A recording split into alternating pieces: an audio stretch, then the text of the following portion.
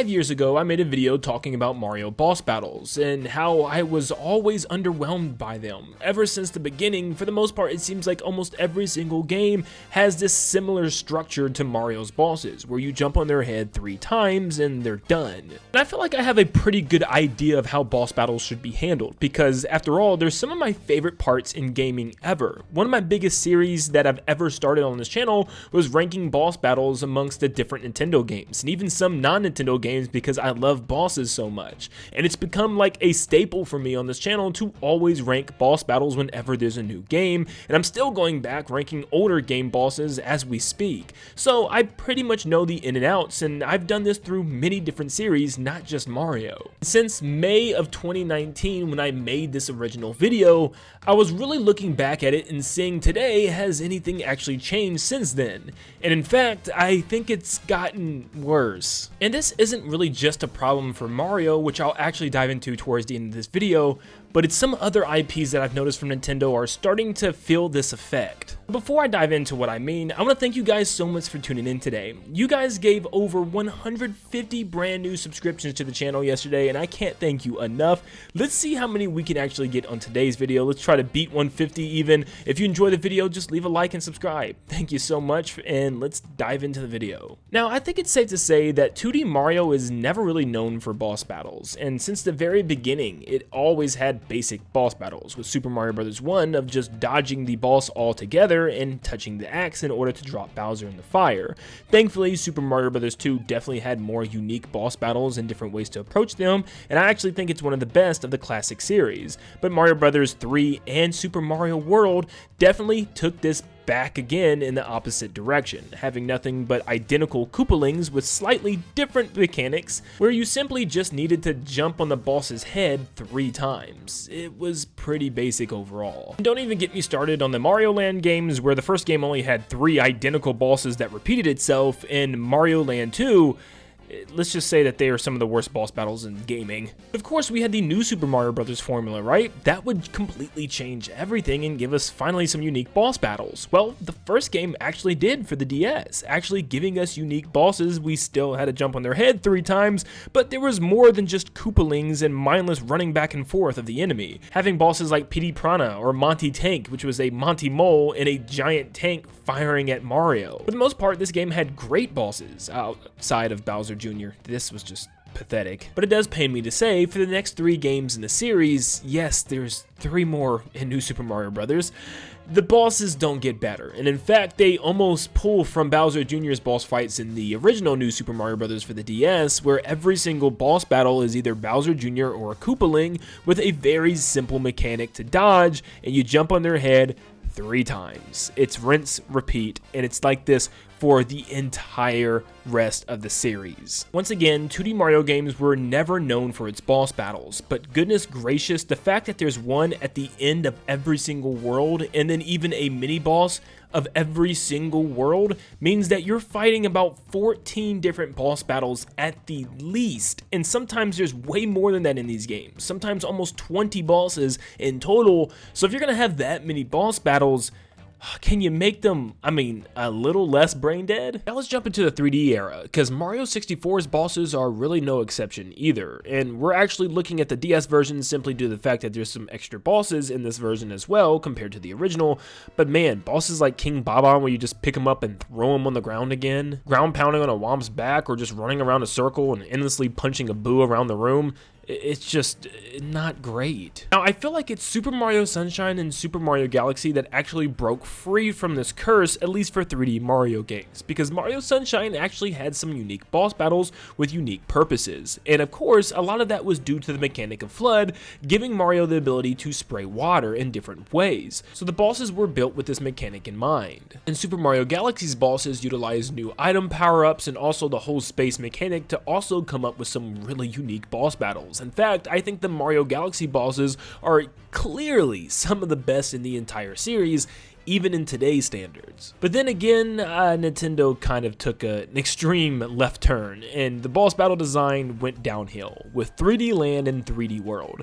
These games were built almost as if 2D Mario games, but slapped into a linear 3D experience, and the boss battles are pretty daggone basic. In 3D Land, the only boss outside of Bowser that you're going to fight is Boom Boom and Pom Pom, and they work pretty much the same. You hit them 3 times, and every time you hit them, they'll roll around the room like they would in Mario Bros. 3, or at least Boom Boom would. And in 3D World, the boss battles have more unique designs, but they are some of the easiest, most brain-dead bosses that you could ever fight, simply waiting for the weak point to be exposed and jumping on it 3 separate times. It's really boring. But thankfully, Odyssey would come to save the day again. Thanks to the new capture mechanic allowing us to turn into almost every enemy and object in the game, this was actually utilized for the boss battles as well and executed in a beautiful fashion. There's so many unique boss battles and designs, I just wish there were even more because they utilize these captures to actually fight these bosses, with each boss having his own unique capture dedicated to it, which makes this so much fun. For instance, this battle against Robo Brutal is seriously one of the best boss battles I've ever fought in a Nintendo game. Being a Pokio bird, reflecting bombs back at the legs in order to break it down and climb up the wooden planks to take out 4 members of the Brutals was just literally one of the coolest things that I've ever seen. And it's truly just a shame that all Mario bosses can't have this kind of dedication put into it, because man, it's so good and it makes me want to replay this boss literally 100 times. But now the question is, since then, has there been any improvement as we're ending the Switch's life cycle and probably inevitably getting ready for another series of Mario games, including a new 3D Mario soon? Has anything changed to lead up to this next game? Well, the answer is kind of complicated. Since then, Nintendo has given us Mario 3D World once again, which of course had the same exact boss battles, so clearly nothing changed there, but it came with a side mode called Bowser's Fury, and it had one of the coolest things that we would ever see, a giant Giga Bowser between Big Mario and Big Bowser. But this was so good, it actually ended up becoming bad in a way? Let me explain. This boss battle would be legendary if it was a standalone, one full boss battle for one time only. But I think the problem is you have to replay this boss literally the entire course of the game, and not much changes about it. Literally, it's the same Bowser fight. He just gains a little more health each time and maybe a new attack or two, but for the most part, you'll see the same attack patterns. You'll know exactly what you need to do in order to hurt him. It's rinse and repeat, and you'll do this, no joke, over 6 to 7 times before doing it a final time for the final boss, and again for the extra final boss. You can see the problem here. The fact that this is one of the only bosses of this mode makes this very repetitive and boring after a while, and that was a lot of people's criticisms and problems, because the only other bosses you have is, take a wild guess, Boom Boom and Pom Pom. So Bowser's Fury was really a mixed bag. It was fighting the same boss over and over again, and even though it was a great boss, it was just the amount of times that you kept fighting him in his same phase and stages, it definitely got boring. But unfortunately, it gets even worse, with probably my most disappointed Mario game boss battles that we've probably ever had, ever. Mario Wonder was finally the first game of the last 4 to be broken free from the new Super Mario Bros. Curse, being something completely unique and original with its art style, characters, level design, items, the whole gambit. It is an absolute blast and a complete breath of fresh air. But even with that said, with all the amazing art styles and worlds that we visit and enemies that we see, not to mention the incredible Wonder events that we got that transforms the stages and even the characters themselves, even Mario and playable characters, where you can transform into things kind of like Super Mario Odyssey, probably allowing a different moveset in order to fight bosses. They didn't utilize any of it. Instead, they gave Bowser Jr. 4 boss fights, and that was it. Of course, outside of the final boss, which was good for what it was, but we're focusing on the main bosses in this video. And I couldn't believe that Bowser Jr. was the only boss they went with. They could have used the wonder effects on any of the enemies to transform them, or some type of creepy creatures that they could have added. This was the game to do it. This was the game with the craziest, wackiest gameplay and mechanics. This is the game that decided to not play it safe. So why in the world did they play it so safe for the boss battles? This was one thing that I just could not get over, and I still haven't got over today, and I don't think I ever will, because the potential was so high here. And the fact that Nintendo decided to just make Bowser Jr. the only boss battle for 4 separate occasions is really bad. Not to mention, At least they could have made him a boss battle for every single world. There's like 3 worlds, and may even be more, in the entire game where there's no boss battle at the end. You just walk into a dojo or into a room in order to get the Wonder Seed, and that's literally it. They're just saying, congrats, you completed the world and the challenges. Here you go, time to move on to the next world. And I was like, where's the boss battle?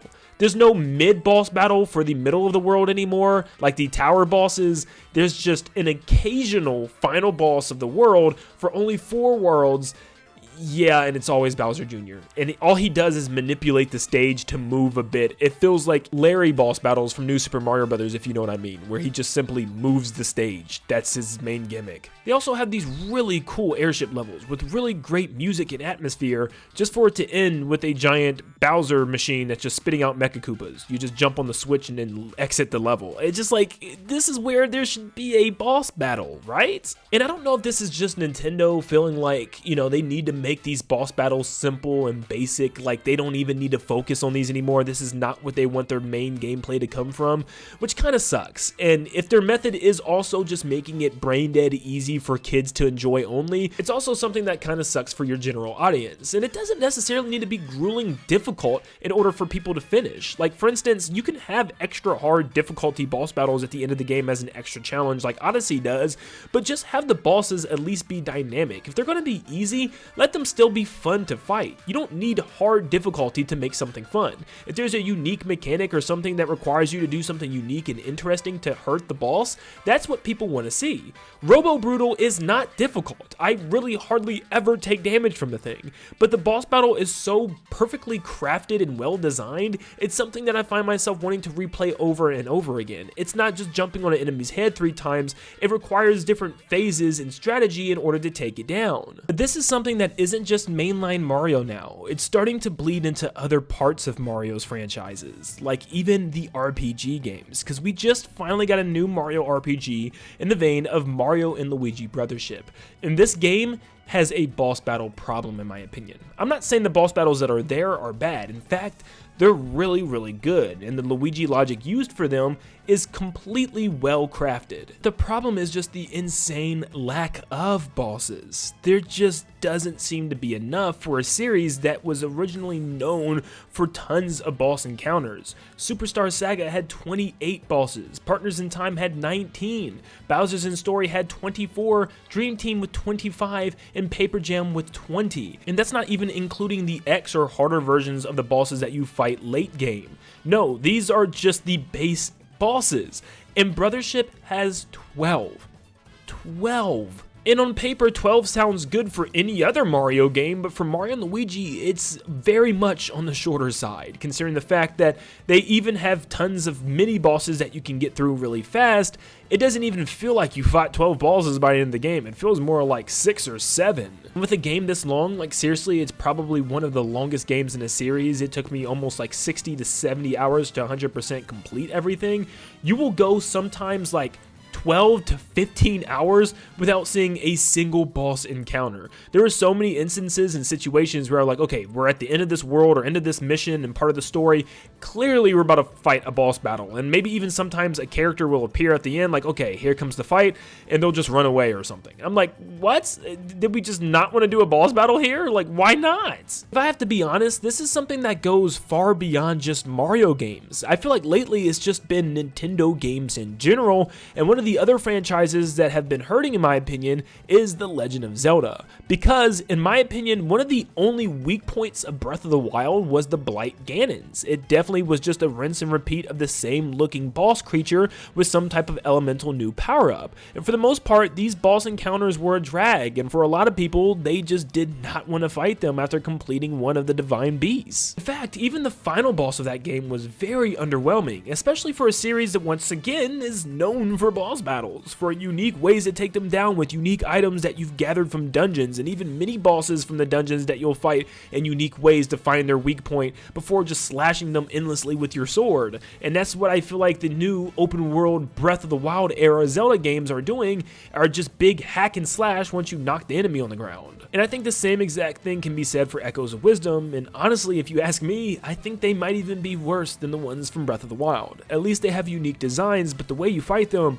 Oh, it's so bad. It utilizes this partner mechanic where you need to be near your partner and tap the A button when you're near them in order to activate their power, for their power to be kind of the, weak point for that boss. And a lot of these bosses, it just does not work well, as it just feels like a spam of your partner's ability followed up with a hack and slash at their weak point once they fall over. And with the newly released top-down 2D Echoes of Wisdom, it also suffers from the same problem. Having an amazing mechanic of echoes, somehow Nintendo decided to hardly ever even use echoes for the boss battles. It normally was just turn into Link and slash the weak point. Or something that I did the majority of the game was just send out a high-level echo enemy like a Dark Nut or a Moblin and just have them go ham on the weak point as you just sit there and hold them still. Literally watching the computers fight as you just eat your bucket of popcorn. I feel like with Nintendo, it could always go one of two ways, where you have something like Mario Odyssey or Mario Wonder, where Mario Odyssey takes advantage of the game's mechanics, like the captures, and utilizes them for really unique gameplay aspects with boss battles, or Mario Wonder, where you have these really cool game mechanics like the Wonder Flower, and they don't really use them at all for the boss battles, or like Echoes of Wisdom, where you have echoes, but you'll hardly ever use an echo outside of a powerful enemy echo in that game. So what is it that Nintendo needs to do in the future, besides be more like Kirby? Because you guys know how much I love Kirby boss battles. They have multiple phases, multiple different appendages to fight and attack, and like 5 different phases at the end of the game. I just want more uniqueness, or even just do what you did in Super Mario Odyssey. Whatever the game's main mechanic is, come up with some cool mechanic in order to take out the boss. Use those game's mechanics within the boss battles. Find more ways to take out bosses and enemies than Mario simply jumping on their heads or even just punching them. Let there be unique things in the world that Mario can pick up and throw or use in order to climb up a boss or hit a certain appendage before exposing its weak point. His weak point shouldn't be exposed from the very beginning. There should be some type of work that we have to do as the player in order to expose it ourselves. Let there be multiple phases in depth to the boss battles, not something that's a quick 10-second run and done and it's over. I do feel like this is a problem that can be fixed and probably will be. I'd be very shocked if the development team of Mario Wonder haven't heard the outpour of crying about the bosses, because trust me when I say I was not the only one that felt this way. I've seen lots of people online really upset with the boss battles in that game. But watch, the next 3D Mario game, which apparently might be an open world game, is probably going to have some amazing boss battles for us to fight and encounter within our gameplay, and I can't wait to talk about them when they come out. I have full faith that Nintendo will correct this problem and fix things in the future, but definitely let me know in the comments down below, what do you think? Have you actually enjoyed the boss battles within the Mario series for the most part, and even other series like Zelda? Or have you been kind of like me and kind of dreading fighting bosses in the recent years, just because they've been so lackluster and just so incredibly easy? Definitely let me know in the comments down below, but make sure you leave a like and subscribe before you head out, guys. It really does mean a lot for me, and like always, I'll see you all on the next one. See you guys.